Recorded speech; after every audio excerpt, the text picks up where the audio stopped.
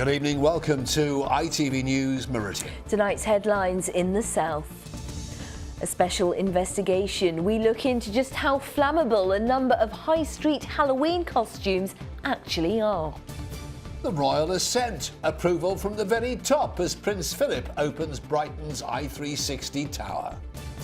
And a Halloween horror story. How Frankenstein creator Mary Shelley established the monster's roots in Dorset.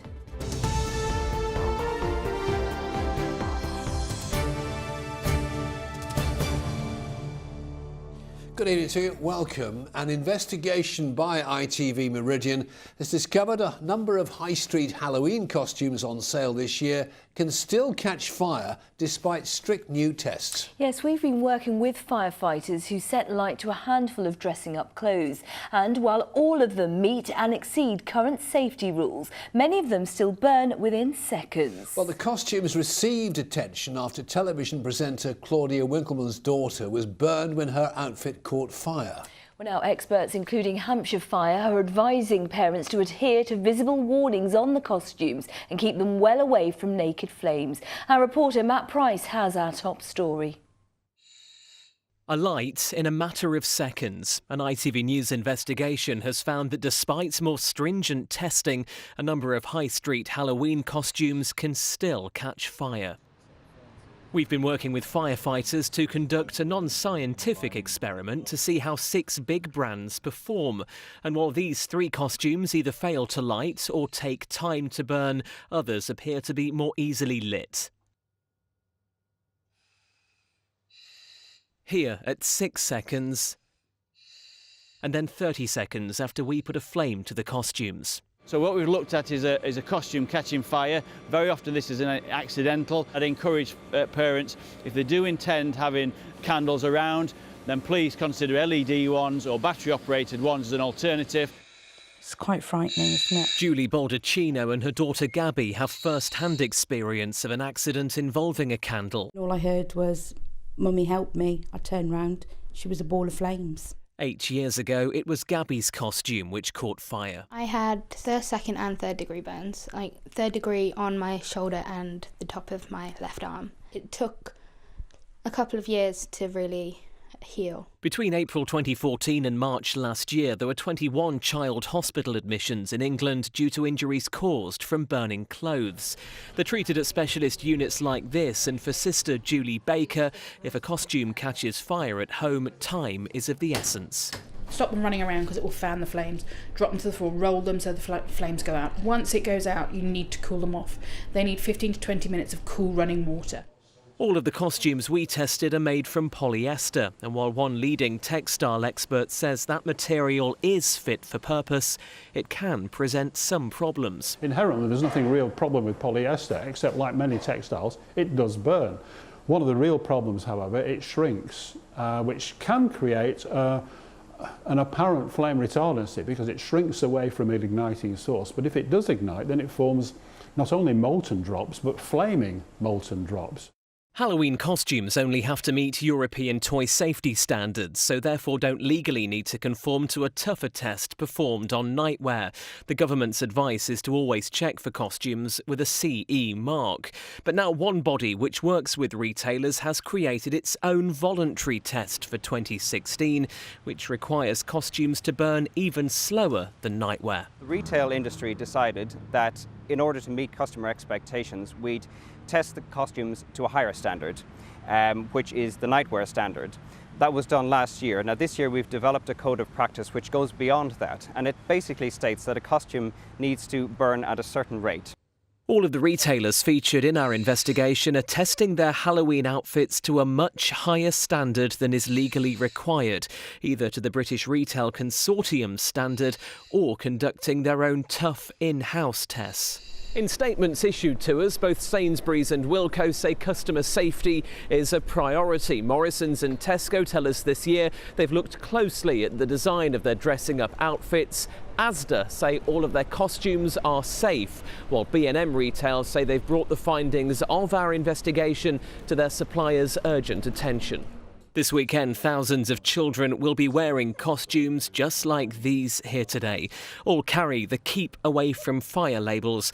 That's advice the fire service only reinforce. Well, Matt Price is in our ITV newsroom for us now. Matt, should parents be worried tonight?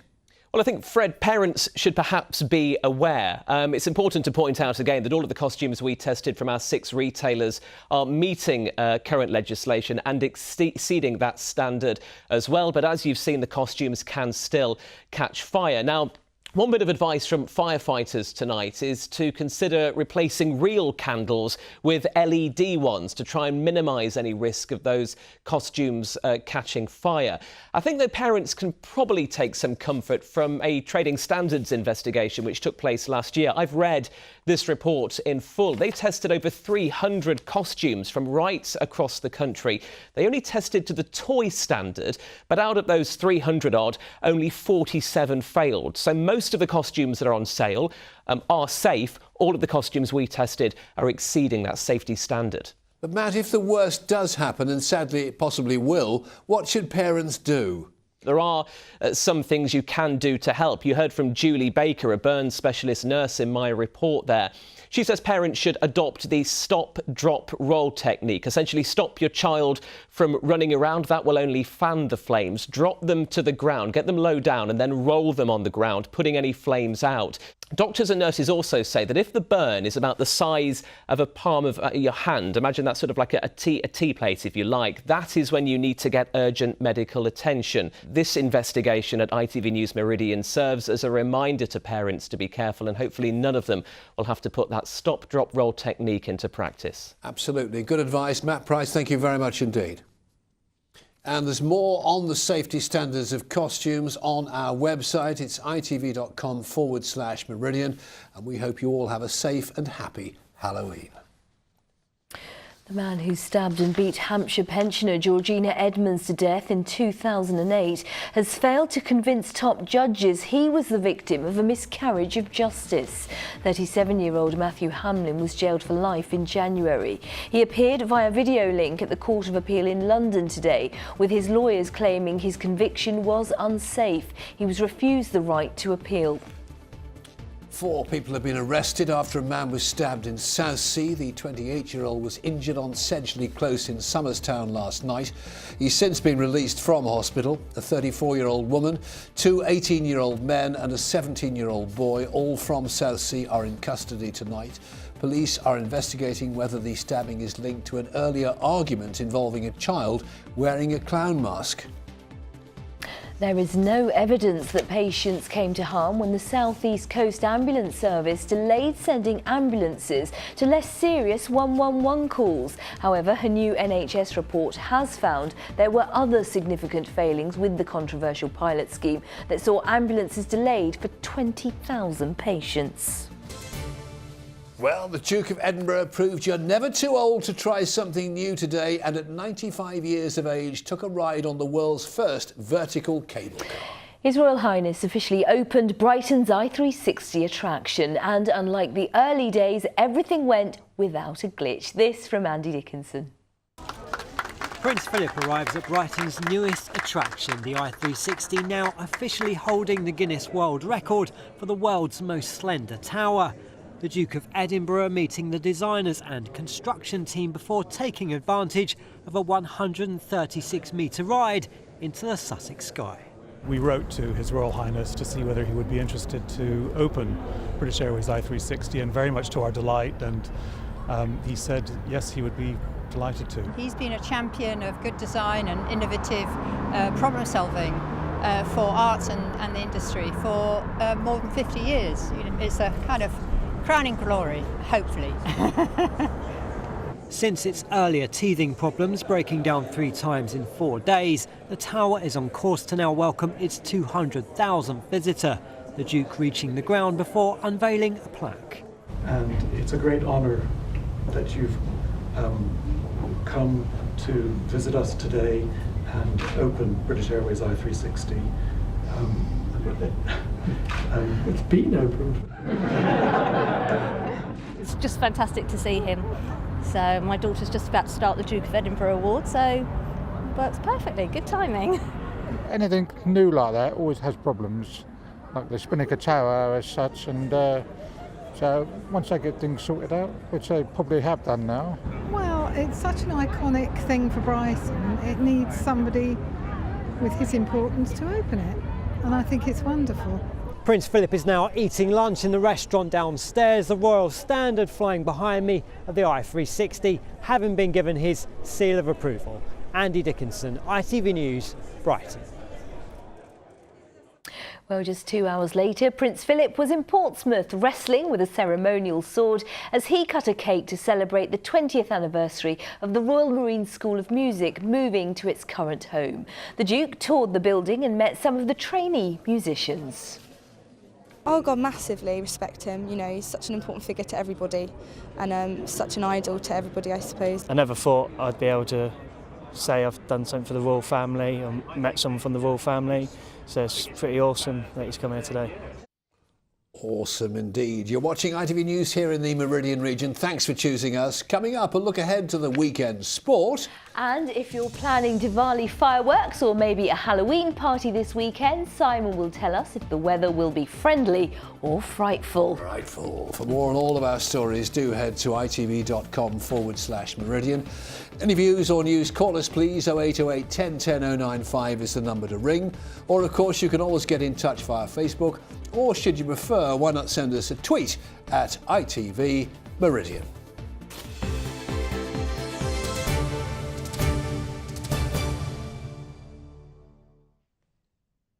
More news now. An historic house, which includes the map room where the Normandy landings were coordinated, has been put up for sale. The Ministry of Defence, which owns Southwick House, has announced it will be sold in order to be turned into housing. Roy Perry, the leader of Hampshire County Council, has asked for it to be given Grade 2 listed status to protect the building for now and in the future.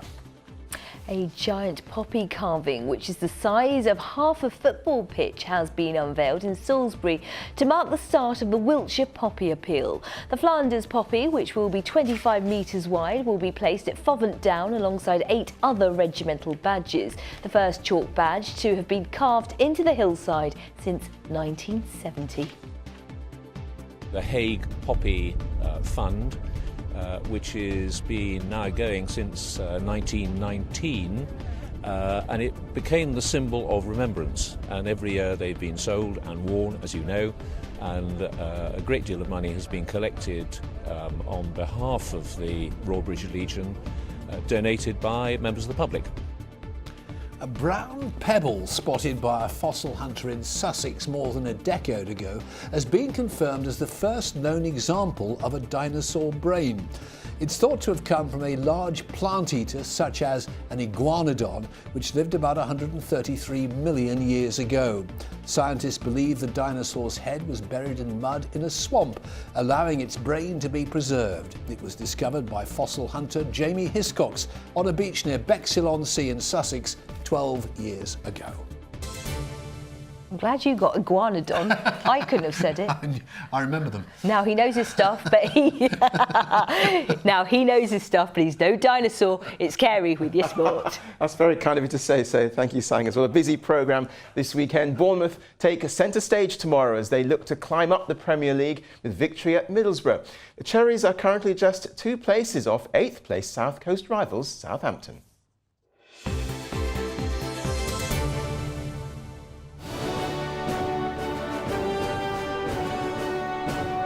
Selco Builders Warehouse, proud sponsors of ITV Meridian Sports Report. Well, manager Eddie Howe says he's now in the enviable position of having a particularly strong squad to choose from. It was all smiles today as he reflected on the recent loan acquisition of former Arsenal midfielder Jack Wilshere and the lessons learnt so far this season.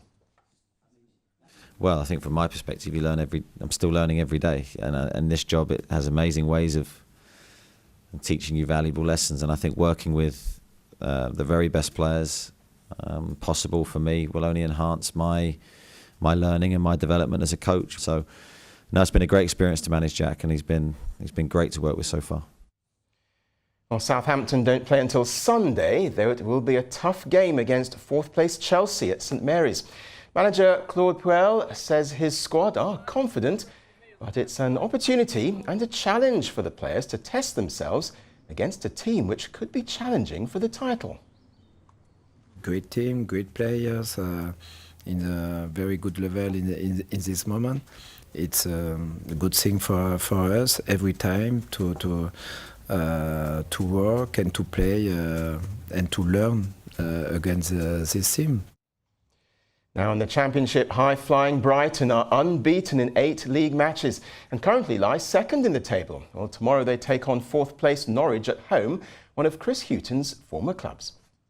I think as a manager you look back on all your experiences at the clubs that you've been at, and it was a really good experience for me to be there with some good people. We want to be taking points off of our closest rivals if that's how it's going to pan out towards the end. We didn't do that against Newcastle. It was a dead disappointing performance up there. So we'll try and put it right with another big game this Saturday. After midweek defeat at Arsenal in the Cup, Reading will be concentrating on their league form tomorrow at home against Forest. Manager Jaap Stam has had a steady start since joining the club in June and says the match against the Gunners has renewed the players' desire to reach the Premier League. Reading are currently 8th. And in League One, Oxford take on Millwall in the 1 o'clock kick-off at the Kassam Stadium. Also in League One, Swindon travel to Scunthorpe. While in League Two, both Pompey and Crawley face trips away at Cambridge and Carlisle respectively. All those matches kick off at 3 p.m.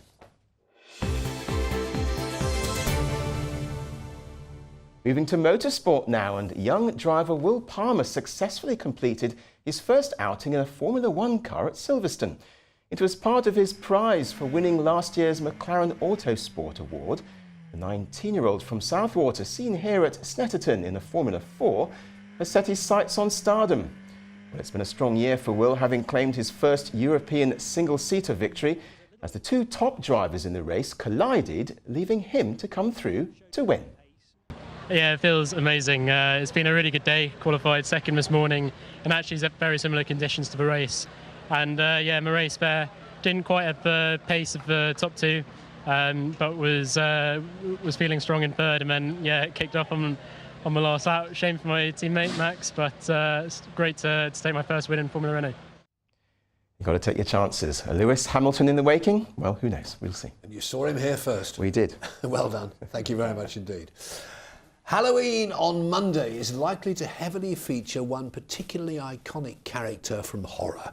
Exactly 200 years ago, in 1816, a teenage girl sat down to write a novel which turned into the classic Frankenstein. Well, Mary Shelley had strong family ties with Bournemouth, and it was her wish to be buried there. The town will be celebrating her life with its Frankenstein Festival events over the next few weeks. Well, in his second feature, Martin Dowse now explores how she came up with her classic story and the controversial question, did she actually write it? This theatre was part of an original manor house in Boscombe, built by Mary Shelley's son Percy Florence for his ailing mother. He thought the Bournemouth climate would help her health, but she died in 1851 before she could move in. And I guess this is the equivalent to what would be the media room for a rock star or a Hollywood star, you know. Best-selling author Christine Aziz wrote a play about Mary which was performed here. She says despite being one half of the glamour couple of the early 19th century, and a literary sensation, Mary had a hard life.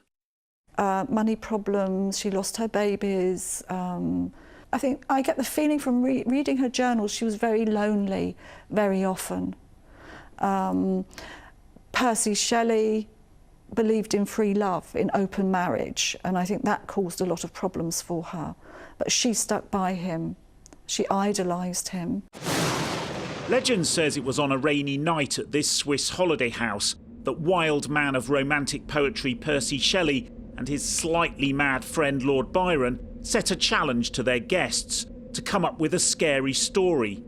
Shelley's teenage wife Mary won the night. She came up with Frankenstein. Mary's tale of creating artificial life came from the drug-fueled influence of her husband's circle of friends, their challenge to accepted religion, but also her own knowledge of the growing science of the day, particularly experiments with galvanism, in which muscles are stimulated by electric currents. So you would have Professor Galvini, for example, from Italy, maybe coming to give a demonstration, and they would have the bodies of dead convicts. It would be like theatre, in a sense. So they would galvanise the convicts, the bodies, and of course they would shake. And people would think, oh my God, they've come back to life.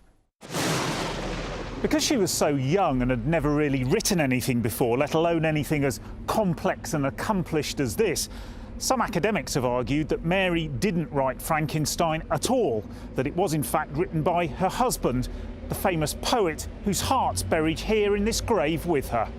I think this often happens when a woman has written something that is successful and that is good. You know, there's always going to be somebody who will turn around and say, well, a man wrote it. But she wrote it. There's so much of her in it. In the Bodleian Library in Oxford, evidence that Mary was indeed the true author. This is a first draft of Frankenstein in her handwriting. There are notes in the margin from her husband, but only guidance. The literary credit clearly goes to her. Mary made horror into an art form. Her literary legacy was massive. Her family's legacy was huge for Bournemouth too, in bricks and mortar, something the town almost lost in recent years due to redevelopment plans and lack of funding. But the core of the manor house built for her survives, surrounded by flats and a medical centre. Her son Percy Florence turned out to be a great Victorian philanthropist, building schools and hospitals and helping the town's poor and underprivileged. They built the schoolhouse behind us, they built the dispensary, which later became the hospital.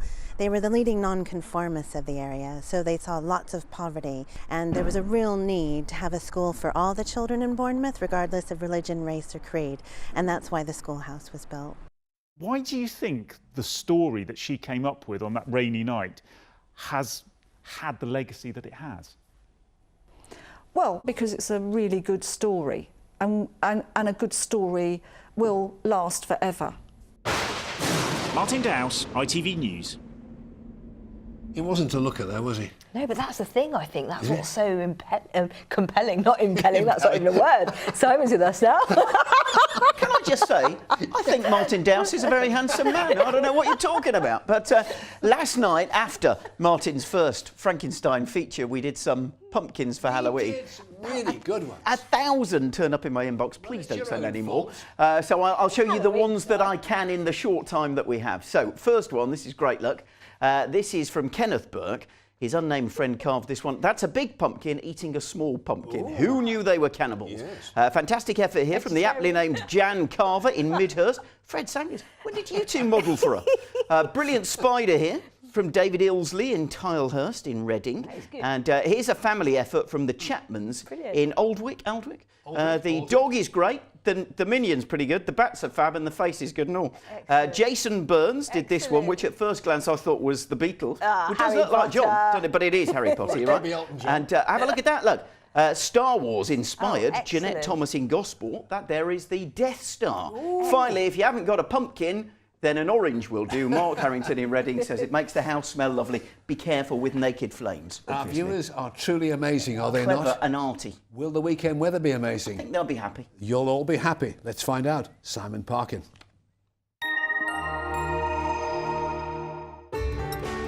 From blizzards to pool, driving through Europe.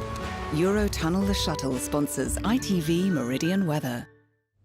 Well, as we prepare ourselves for a spooky few days, there's nothing at all out of the ordinary going on with the weather. That said, we've had our murky starts, and that's led to gorgeous images like this one from Robert in Gosport of a slightly damp spider's web. And this one from Ali in Hythe. Very pretty if you're out early enough and can see through the gloom, and there will be a bit more of that as we head through the next few days because high pressure is staying very much in charge. The low pressure, the exciting weather, is sitting out across the Atlantic, and where we are, we've still got that high pressure making sure that things stay trouble-free as we head through the weekend and into next week. So it will be a quiet night tonight, but again we are going to see some mist and fog developing where we've got the clear spells. There'll be a fair bit of cloud as well, and all the while temperatures will stay mild, up into double figures across the board for us, with the winds staying relatively light as well. Now, that mist and murk will lift tomorrow morning, but even if you wake up to a mist-free start, it's going to be grey because there's a fair bit of cloud around. And then as we head through the day, there will be a few bright spells here and there. Generally, it's overcast, winds 5-10 miles an hour, and temperatures once again 14, 15, maybe 16 degrees, which, to be honest, is way above where we'd be expecting at this time in late October. As for your high tide times, well, you can see in Brighton around 25 past 11 in the morning, then 20 to 12 at night. And then Sunday will again start off a bit on the murky side, a better chance of seeing more in the way of brightness, and temperatures up a touch as well, 14, 15, again maybe 16 degrees. Staying settled through Monday. Things start to change though on Tuesday. Eurotunnel the Shuttle sponsors ITV Meridian Weather. Don't forget the clocks. Just remembered. Oh, of course, this weekend. This weekend. In just a moment, we've got the ITV Evening News with Charlene White and Mark Austin. Luke Castiglione has got Adelaide News. Do join him if you can. But for now, from the team here at ITV Meridian, thank you very much indeed for watching. Have a very safe weekend. Hope to see you again next week. From all of us here, take care. Thanks for watching. Bye-bye. Happy weekend. Bye-bye.